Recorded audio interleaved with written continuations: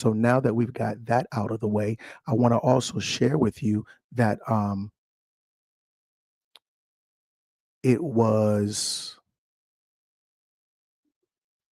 this guy. What number are we on? Let me see. What number are we on? We are on number 2. Press 222 if you do not know who Papa G is. It's okay. This is a judgment-free zone.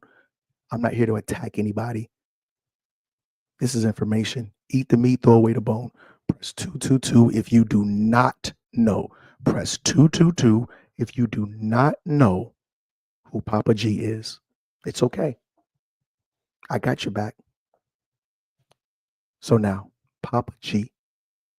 Papa G, dag nabbit, this is not what I want to show you. Stop, print, share, Wikipedia. Oh, I typed in wiki. How come? Oh, he don't have a wiki. Okay, this is good enough. It says, this is from Vibe.com, Vibe magazine. George Papa G. Price, former death row publicist. The publicist for death row is George Price, affectionately known as Papa G. According to George Papa G. Price, Death Row Records, then director of public relations, Papa G, legendary. Papa G is openly gay. Papa G is openly gay. Papa G connected Pac with David Chappelle, La Chappelle. Is Tupac gay? We don't know. Was Papa G gay? Yeah, we know that for a fact. Was Dave Chappelle gay? Yes, we know that for a fact. Did Papa G connect Tupac with Dave Chappelle? Yes, we know these are all facts. None of this is conspiracy theory. A good teacher doesn't tell you what to think. They can only show you where to look. Is Tupac gay? We don't know. Were gay people running Tupac's career? We know that for a fact. Minister, please. What say ye? Peace, bro. You know, I'm catching up. When you said Dave Chappelle, I was a little thrown off. I had to look at the screen. I'm like, Dave La Chappelle. Okay. Yes, sir. Yeah, sorry about that. Yeah, his name is Dave La Chappelle. Uh, not to be confused with the comedian. So, basically, what I want to do is just make sure I bring the receipts. I don't want anybody to, I'm not telling you what to think. I'm not saying he was gay. I'm saying that the people that were, you know, uh, when I was in church, it said, we said for the Lord to guide our footsteps. Amen. Well, it was the rainbow community who was guiding Tupac's footsteps. So I just want to make that part clear. Hey, Tupac was a sex symbol. He did it for the ladies, no problem. I'm not saying Tupac wasn't a sex symbol. I'm not saying Tupac didn't do it for the ladies. I'm saying that it was a rainbow person who told him, you know, it wasn't a pimp who told him to do that. It wasn't this male dude who was really good with the ladies who told him to do that. It was a rainbow person who told him to do that. That's not up for debate. That's a fact. So now let's review more facts. Tupac interview inside Death Row Records. I think this was the wait, hold on. There should be another one. Something behind rare footage from behind Tupac footage from Dave Chappelle, whatever, because of the pictures he took. Oh, dag, I can't do it like that. Let me stop, present, share. Oh, I could do it like that. Sorry, I was confused. Here we go. I am against commercials, ads, and advertisements. Here we go. There it is, family. On the right side of Tupac is Dave LaChapelle. What did the minister say? The minister said, I want to know who was in the room with him. This is the room. Look who's in the room. When Tupac took all his clothes off, these men were in the room. This is the room. On the left side is Papa G. On the right side is Dave Chappelle. These are the receipts. I'm not giving nobody my opinion. I'm not telling you how I feel. I'm giving you the facts. I got more. Never forget, family. Hold on. Did I do it? No, I didn't do it right. Where is that girl at, Queen Latifah? Never forget this. Family, I'm trying to tell you, I never forget. Please don't forget. I, I got to cover the picture so they don't whatever me, but you can still hear the audio. All right, check this out. Listen. Hey, what's up? It's Asia Sky from the DX Daily Podcast. And recently, Queen Latifah appeared on an episode of Hot Ones. And while she was there, she had some pretty interesting stories to tell. Queen was reflecting back on her relationship with Tupac Shakur, and she brought up an interesting story about Digital Underground's 1990 song, The Humpty Dance, from their album Sex Packets. We'll pull the picture up over here on the monitor. You just tell us the bigger story. Oh my God. Oh man, we were backstage somewhere, huh? Me and Tupac were pretty much label mates. I was signed to Tommy Boy Records, Digital Minister, DJ, can y'all hear that? Yeah, you can hear it. Yes, sir. Oh, okay, sorry. Underground was signed to Tommy Boy Records. Initially, I took Tretch on the road as my roadie. Tretch, who went on to become the Naughty by Nature. Naughty by Nature. And Tupac was pretty much a roadie with Digital. And he became a rapper in the group and made up the Humpty Dance. And they made the song, The Humpty Dance, which Tupac created the dance to. And it became a smash hit. We toured together. So we went all across the country. San Francisco doing a show, my first show over $10,000, like, which was a New Year's Eve show, at this cool gay club in San Francisco. I was like, yo, I'm here. He's like, yo, I'm gonna hook up with you. So Tupac came to the club with me and I was like, yo, come on, Tupac is in the building. They went crazy in there. I was like, they're gonna tear you out your clothes. Come here. He's like, man, he took his shirt off anyway. We had so much fun. You know, but that was like my brother, and he would like, he's the type of person I would like, if he loved you, if he was cool with you, he. All right. Queen Latifah, who is openly gay, said she went to a gay club with Tupac, and in the club, Tupac took his shirt off. Now I was talking to and the person, I don't think he's in the building. No, he's not. One of my favorite sayings is the cope is real. Can anybody and everybody who is a master student, a master disciple, or maybe even just a disciple, can you please type the cope is real? I'm going to type it first.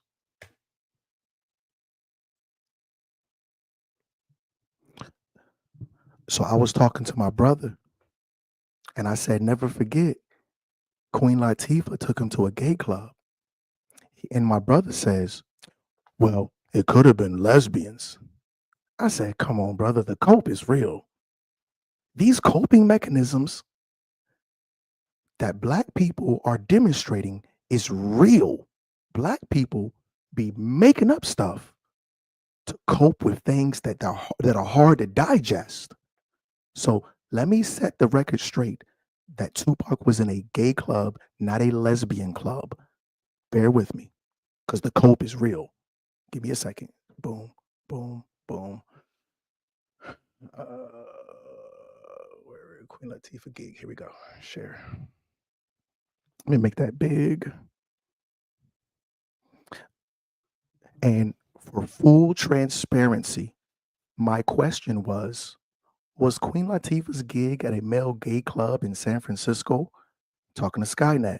Skynet says, according to several accounts, including Queen Latifah herself, She once performed at a gay club in San Francisco, which she described as a cool gay club, where she brought along Tupac Shakur as her guest, confirming that she did indeed perform at a male, M-A-L-E. CRUMB, well, what if it was a lesbian club? The cope is real. The cope is real. Yeah, bro. It's really no excuse for that. I don't know what I missed because I popped up a little bit late, so I don't want to like start bringing up stuff that you ain't presented certain video footage. So I don't want to move ahead of the court as of yet. Please, brother. It's all good. Go for it. No, so have y'all gotten into his performing arts background as of yet? Like the things that allude to him having a strong feminine side, his hand gestures, the fact that he used to be in performing arts. That's what I was talking about. The interview with Candace Owens had exposed that part. That's the video you need to show right there. That's the video you need to show. The video with bro talking about right here with his hand gestures, and he's talking about how the roles he should have gotten, all that kind of stuff. Watch how he's conducting himself. And I got the video on my TikTok page, but that video that bro talking about right now, that's a video you should watch because of his background in performing arts. Like, y'all gotta remember, I mean cut you off, bro, but you gotta remember Tupac is an actor. He's a great actor. So but yeah. And I concur with that. And this isn't to say that every male that is in performing arts is gay, but there is a high percentage. Bro, I'm a PA child. My people was in the church and everything. So that was one of the things that made me get out of performing arts by the time I got to college. I realized when we started doing the college tours, all the men was gay. And I'm like, I don't want that jacket on me. But it looked good for my college resume. So everybody, and like I said, this is just my disclaimer. Every male in performing arts is not gay. But these hand gestures and everything that we about to see, it speaks for itself, dog. My apologies, brother. I didn't mean to hit play while you were Oh talking. no, you good, bro. I yielded. Okay, yes, sir. Okay, so without further ado, as the minister requested, I'll play and DJ, I'll play the Candace Owens Tupac video. Check it out. I stand by my statement that gangster rap was intentionally encouraged, and then they found some people that were just straight up actors to play this role of a gangster. And one of those people is obviously Tupac. So let's just watch this footage. You may forget this. Tupac was an actor, and I'm pretty sure he was not a heterosexual actor either on the basis of this clip. Take a listen. I'm most like my mom because I'm arrogant, totally arrogant. I agree. I have to say it. Like at work, I can't hold a job. I just quit my job today, actually, because I wanted to come and do this. And they wouldn't let me. And I felt like it was important, and it was more important than serving pizza. And we had enough people. So I felt like since I'm an actor, they should understand. They should have let me do it. But they didn't. And then I had a cold. So they were making me work in a freezer. And I'm really not one to be disrespected. And I felt like that was disrespectful because I asked to go, So I quit. And he told me I couldn't quit. And that even made me hyper. I'm arrogant. So when he told me I couldn't quit and we had all these customers, I chose that time to jump on a soapbox, grab my leather jacket, light a cigarette in front of him, smoke, and leave in the middle of a rush. So that was natural high. That's arrogance at the top. That's, I think, I'm most like my mother. And she likes it. She'll see it in me and know it. And we clash a lot because I'm arrogant, she's arrogant. And you should see us when we get in our little attitude moods. Minister, talk black to me. That's what I was saying. This is what I was saying right there. And not only that, remember Professor Griff put us up on game about part 2 when he was dealing with Quincy Jones. Professor Griff did a whole spat on Pac. Tavin Campbell, Queen Latifah, and Will Smith. Bro, fathers are young men who see this. Like, you got a baby out here, be around your child, please, because this is no disrespect to single mothers or anybody who raised their son. But this is the same complaint y'all make about men in the world because their fathers aren't present. So we have to ensure that the men are around in order to critique and like straighten out some of these situations, because these aren't the type of men that y'all desire to marry for real. Let's just keep it 100. That's all, bro. Okay. Well said. Very well said, as usual. And yes, Professor Griff. Now, and I'm so glad it was the minister that brought up Professor Griff, because we want to give respect to the forefathers who have already been saying these things, and to put some respect on his name, especially from the minister. Remember, the minister of information is a position, and not only do we have our minister of information, Professor Griff was the minister of information of Public Enemy. Just want to put that out there to anybody who doesn't understand that minister of information is a legitimate position. It's not just some name that this guy on YouTube who we rocking with CRUMB made up. It's a real thing. So Professor Griff is a minister of information. So shout out to him for holding it down like he should. But I wanted some more to share some more receipts. Is that okay, or did someone else want to kind of take the next mic?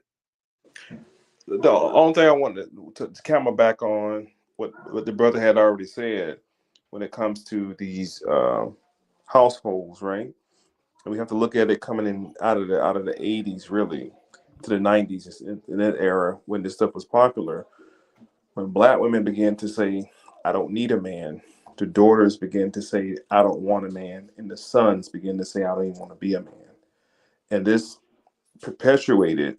This is not what I'm saying. There's research on it, and I have plenty of clips of other professors talking about the attitudes and the mindsets of young Black men. And this is a little bit, during the era of so-called gangster rap, which was a social construct.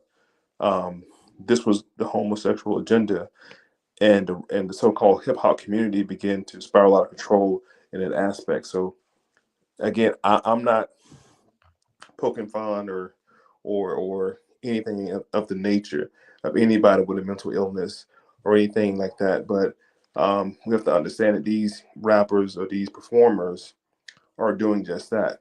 It's an agenda. And I said this a couple of years ago when I was on Killer Priest podcast, when I made the point that Tupac was an actor, right?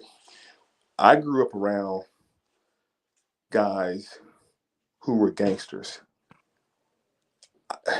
You'd be hard pressed to really find qualifications for gangsterism when it comes to Pac. People like Larry Hoover, respect to that brother, gangsters, police records, felons, shootouts, killings. Now I think Pac had one spout in Atlanta, but other than that, it was just a whole bunch of acting. Like there's no police records, there's no jail time, there's no real qualification. Thug. This tie into everything that's happening with the I administration, think on and on purpose, top of because nothing that he did was gangster. I just wanted to make that last valid statement. I give the floor. my bad, bro. I didn't mean to cut you. I was just saying that this ties into everything that's going into the current administration with the DEI and the civil rights movement that have a lot of our people upset. Also, with the meeting that who was it, Crazy Bone mentioned that he had with a lot of these early execs back in the day. And it also leads me to the question was like, who was the one who actually discovered Tupac? Because they clearly groomed him into this gangster lifestyle, because we see how he was before he actually became the Tupac that we know. Like when y'all said he played the character Bishop, because even it was stories about, Biggie saying when they had a close relationship, he was like, I don't see Tupac no more. He's like, I see Bishop. And maybe he got caught into the role, kind of like the Heath Ledger situation. But back to the DEI stuff, it was clearly a orchestrated effort in order to highlight some underlying homosexual activity into the media industry so that we can come desensitized to it. And it allows us to start integrating into it a little bit more easier, because now our media, our music, our culture is promoting it and producing it. And then it makes it easier for us to become more accepting of things like when Obama come into office and then he starts promoting the LGBTQ movement. And now it has a lot of people don't have an understanding that the diversity, equity, and inclusion has more to do with that particular movement in European white women than it does with so-called Black or African American people. And all of this, it ties together, and it's hard to see it if you're in the mix. You have to step back and look at it as if you are the government or the orchestrator or CEO of a media company, so you can really see the play. But I'll yield there.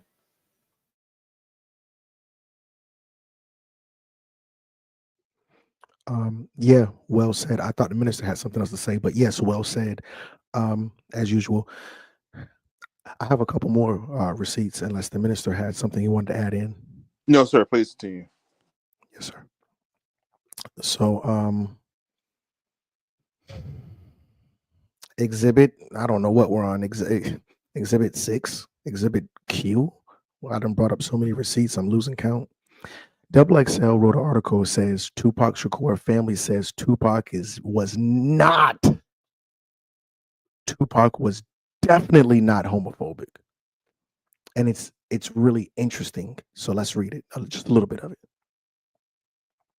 It reads, Tupac Shakur was a lot of things, but homophobic wasn't one of them. Sources close to the Tupac estate recently told TMZ that the Shakur family feels very strongly that Suge Knight's claim of Tupac ending his business relationship with a famous hip hop star because Tupac believed that the rapper was gay is totally false. When Tupac get around white men, when Tupac get around gay men, it's like a fish to water. This is what his family's saying. Tupac ain't got no problem around gay men. When Tupac get around gay men, he it's like he around the homies. The sources went on to tell the celebrity news website that Tupac couldn't have been homophobic because he was great friends with the late fashion designer Gianni Versace, who was an openly gay man. Now, here's the problem. A lot of people say Tupac brought Versace to the hood because for real, the family wasn't wearing Versace until after Tupac started wearing it. After Tupac wore it, that's when Puffy started. Puffy was obsessed with Tupac. He wore Versace because of him. CRUMB, who said that? Gene Deal. Press what number we on? Press 444 if you know Gene Deal is the ex-security guard for Puffy, and he's kind of been on the same note as Jaguar Wright with his tell-all antics. It was Gene Deal who said Puffy was obsessed with Tupac and Puffy was wearing Versace because of Tupac. And then you saw Biggie wearing Versace. A lot of people say you don't get Versace in the hood until Tupac opens the door because he had a real good relationship, or I don't know, I don't want to say good. I want to say he had a solid relationship to where, because for me, I'll be honest, I just thought he was wearing a man's clothes. I didn't know they had some type of close relationship. That part kind of caught me off guard when I was doing my research. But that article goes on to say, TMZ goes on to report that Tupac participated in a Versace fashion show in Italy wearing a Versace suit on a catwalk back in '96, the same year the rap legend was unalived.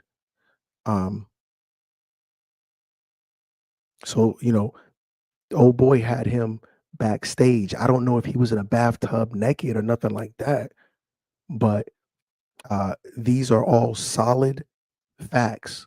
So nobody can say AI, nobody can say rumor, nobody can say conjecture. I've given you all the solid receipts. Anything after this My only reply to you is the cope is real. I yield the floor.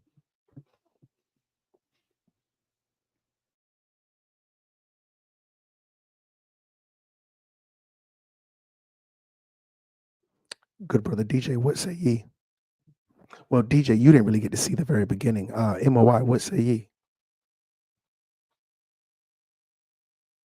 Okay. I know MOI's connection was kind of not good, so no worries about that. Um, I'm but not. I'm not disputing it, bro. It's like I don't. I remember when bro passed, and also you have to like the craziest thing is I more so feel like he was able to build a very strong legacy in such a short amount of time, and the only way we've ever seen that happen is with the machine behind somebody like us. And clearly, like for the photos, some of the stuff, it didn't show up in his music, but in his personal life, it was projected. And also, like we heard the Quincy Jones stories and all of that stuff. So I'm like, it's a lot of evidence that leads to him actually being a part of the LGBTQ community. I yield. in addition to that, w- going off the whole Versace thing, and I just want the family to follow me. Just follow me for a second. Going off the whole Versace thing, I was talking to this dude. This is when skinny jeans had first came out. I was talking to this dude, and he was wearing skinny jeans, and he said, "Bro, just because I'm wearing skinny jeans don't mean I'm gay." And I said, "Bro, you right. I totally agree. Just because you're wearing skinny jeans does not mean you gay. But you have to understand the hand that rocks the cradle. The reason you're wearing skinny jeans is because a gay man told you to. A gay man told you that was cool. That you being gay, I can't dispute that. But the fact is, skinny jeans are popular because gay people made it popular. The press 555 if you understand that the fashion industry is controlled by gay people, and there's nothing wrong with that. I'm not saying anything negative. I'm just stating the reality. 555. I'm gonna press 555. The reality is the fashion industry is controlled by gay people. Now, why do I point this out? Because a lot of people said Tupac was wearing a brassiere, uh, wearing brassiere, right? I'm sorry, a corset. My apologies. My apologies. A lot of people were saying Tupac was wearing a corset, and we know that the um the uh the fashion industry, you you can't get too intimate with them in terms of relationship because they're going to try to put you in something zesty. If you get close to Versace, Versace will try to put you in something zesty. Is that a fair statement? Am I reaching? Am I going overboard on this? Am I tinfoil hat, or is that a fair statement? Okay. Um, Mm, Me personally, I mean, I would agree with it. I mean, people like Young Thug, what's his name? Hell, I don't know half of the rappers now, but half of the younger rappers now, you see them hitting the stage with purses and shit worse than corsets. You know what I'm saying? Preach. Let's go back to the boy sliding down the pole to hell, giving the devil lap dance type shit. Whatever his name was, Lil Yachty. I don't know everybody name. Everybody little somebodies, right? They all help to shape and fashion the fashion industry. They introduce new pieces, new ideals. When Young Thug did a whole fucking photo shoot in a dress and kept it gangster, kept it G the whole time. And when you see pictures like this, Tupac with a corset on, because that's what the fuck it is, You don't see real gangsters in gangster rap. You didn't see Scarface with this song. You didn't see 8 Ball of MJG with this song. You didn't see UGK with this song. Okay, you didn't see no gangsters, no real thugs and gangsters. Even in Atlanta, you didn't catch, well, Andre 3000 when he started messing with Erykah Badu, but prior to that, Outkast. You didn't see Big Boy. Nobody in Atlanta doing this kind of stuff. You didn't see nobody in New York doing this kind of stuff. Nas. You see what I'm saying? When you look at rappers, KRS-One, hip hop artists, it was these new wave of Negroes. It was these new wave of Negroes who were being influenced, okay, and coerced by the fashion industries.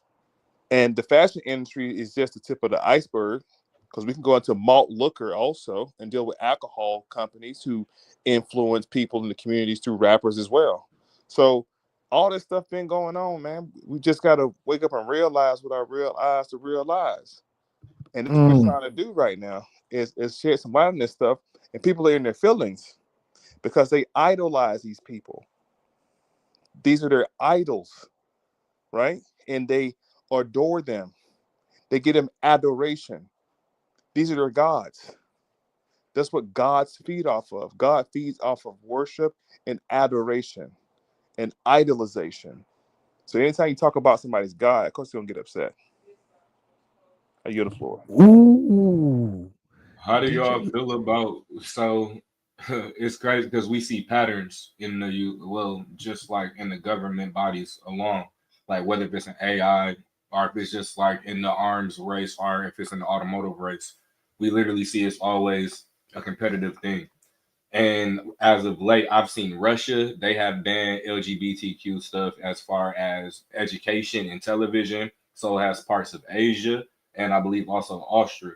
And now we see Donald Trump pulling all of these things, like it's only two genders, all of this stuff. Do you feel like we, the United States, with our current administration, will soon follow up that same type of model with the removing of LGBT, like just community information? We already seen them pull the flag down in the White House. So I'm like, what y'all think about that? Oh, it's already started. Trump already said ain't but two genders in America now. And that's what that removal of the civil rights, diversity and inclusion thing he's doing is also doing. Does nobody care if you gay, lesbian, midget, humpback, anything no more? That's over with. It's over with. Censoring of YouTube and TikTok and other media outlets is over with too. Trump just got a $25 million lawsuit from Facebook. You can't. People can talk how they want to talk. You can't do anything with that. Those days are over with. So to your point, to answer your question, no, that shit is over with. It's done, and they know it's done. They know they're done. They're gonna try to fight back. They're gonna try to sue him. They're gonna try to do all kind of stuff. But they've already declared him King Trump, and there's nothing they can do to get. There's nothing that can be done at this point. It's over. The demonic agenda has been exposed, and it's over. It's a wrap. All this perverted information and perversion of children and education and pumping this stuff, having drag queens come to elementary schools, that stuff over with, bro. That's it, man. It's a wrap. It's night for that stuff. They had their window to push the agenda, and it failed. It didn't kick off the way they thought it was gonna kick off. It made a lot of noise though. It made a lot of noise. Then they took women, the Sexy Reds and the Cardi B's and all that stuff, and they perverted the sexuality even further on that end of the spectrum. Emasculated black men on that spectrum. And then they brought in the homosexual agenda on that spectrum. And they saw it wasn't working quick enough, so they began to attack the youth. But Trump says no more. Remember, Trump started that campaign about 8-9 years ago, Drain the Swamp. That's how the Epstein and the and the Harvey Weinsteins and stuff started to unfold. The Hillary Clintons, who you never saw again since then, started to unfold when she was taking them kids from Haiti during the earthquake and trafficking them. And Trump about to pass a law, anybody caught for child sex trafficking will be executed. This stuff is real, bro. That's over with now. This homosexual agenda is over with. So it infiltrated the music. This is what we're talking about tonight. It infiltrated the church. You have homosexual pastors and ministers and first men, whatever that means. It infiltrated every faculty of our life that we could think about. But Trump said no more. You know, China came out with something similar, uh, and just so that I don't get in trouble or nothing, because the language was a little bold. I guess maybe the only thing I can really think of to say, but I'll type it in. China says no SIBOYS on TV. I don't know if anybody heard when China said that. I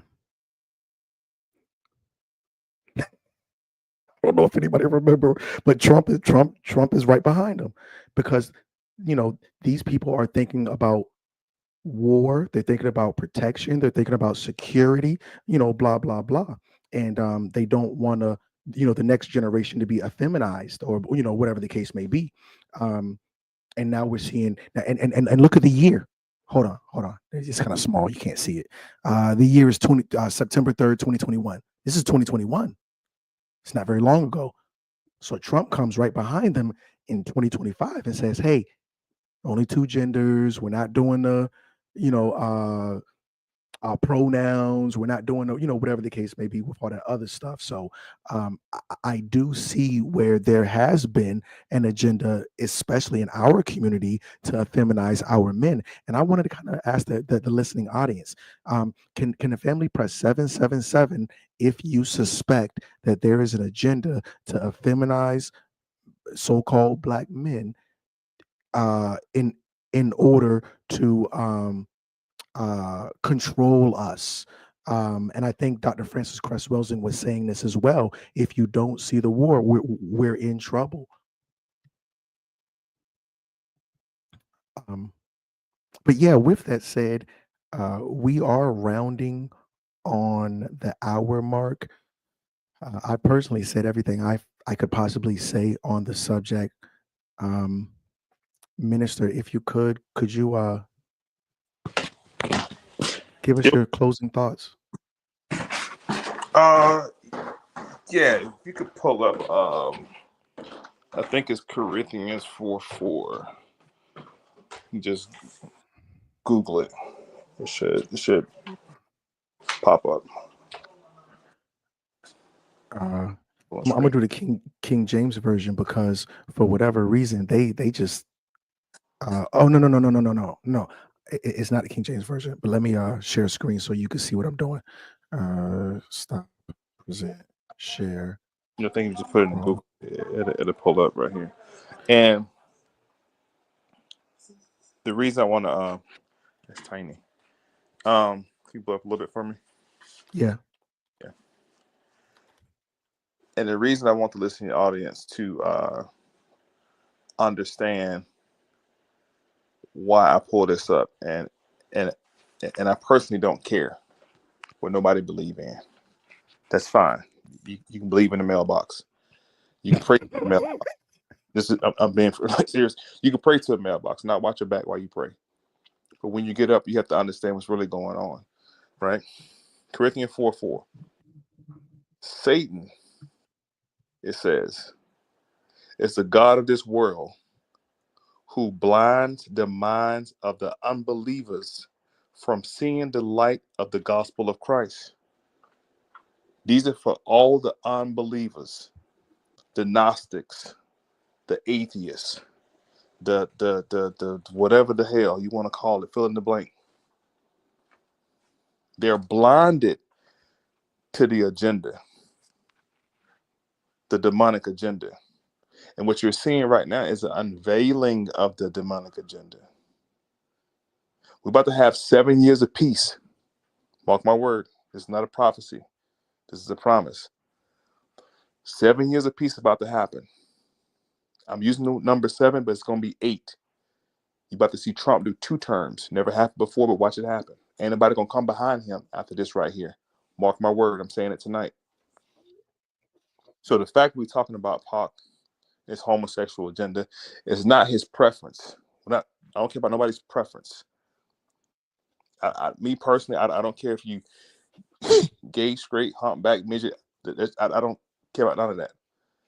It's the perverted information and the trickery about it.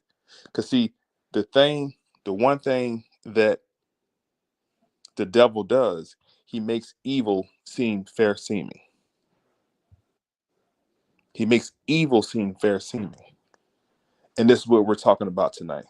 So it wasn't only just Pop. It was several others, okay, that was involved in the situation. And as I mentioned before, Professor Griff unveiled this stuff, and CRUMB and I have already covered people like Will Smith and others. And this is not to poke fun or pick at them or their preference. It's to wake y'all up to the information so you guys can start to see and pull down that veil. And this is all we're doing. So anybody that got offended tonight or might have been in their feelings about something, I feel like we picking on Tupac Shakur, any of his fans or worshipers, whatever the case is, that's not the case. We're showing you the wicked agenda behind it. Remember, Pac was with Quincy Jones' daughter, and Quincy Jones' daughter was best friends with Aaliyah. 2 of the 3 not here no more. Anybody affiliated with Aaliyah, eliminated. Not by death, just by they're done. Dame Dash done. Robert Kelly done. Follow it. Just follow it. Quincy Jones, Queen Latifah, Tevin Campbell, Will Smith. You don't think he touched Tupac? Y'all got to wake up, man. Y'all got to wake up and realize this shit. We just bringing y'all the information. As I always say, and I end with this, don't believe a word I say. I'm not here to convince or persuade any of y'all. This is just information. Go do your own research. I yield the floor. Peace and love. Good brother DJ, please provide us your final thoughts. Oh man, peace. Well, once again, I appreciate you for always bringing me on the show, bro. I love the build, and even though you had told me, I'm like, what's the topic? And you was like, you had explained. I'm like, oh no, it's cool. We can talk about it. Because I see the need to have this conversation, and once again, it's nothing to like nobody's poking any fun at Tupac, no pun intended, but he's just the catalyst for the conversation, and unfortunately he fits the narrative. And in our current climate, once again, with DEI being removed, with certain aspects when it comes to discrimination and things like that, it makes it easier for us to have a conversation in order for us to utilize this, even though he qualifies in the minority aspect and possibly in the LGBTQ aspect. This helps us to have the conversation to show like how the industry and how the government, particularly people who a lot of our people voted for, like the Obama administration, how they have used things that were initially for African American or so-called Black people, such as the civil rights movement, and they have aligned themselves with these things in order so that they can pass laws and push things like DEI, so that then they can start putting all of this information into our music onto television. We've seen after Obama passed these things, how much of this we've seen in animation, such as Disney. Like you couldn't watch a Power episode without it happening. It was just everywhere. And Tupac was a part of that development. And it has nothing to do with his music legacy. But like I said, he's just a catalyst for us to have the conversation so that we can make people aware.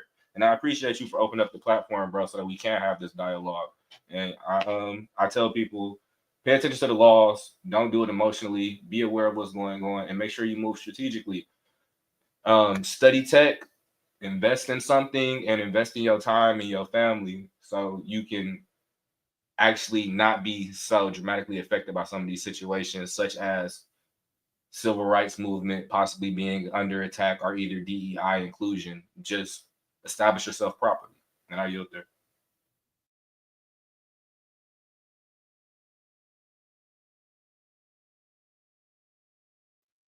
Of course, absolutely. I'm grateful, honored, humbled, appreciative.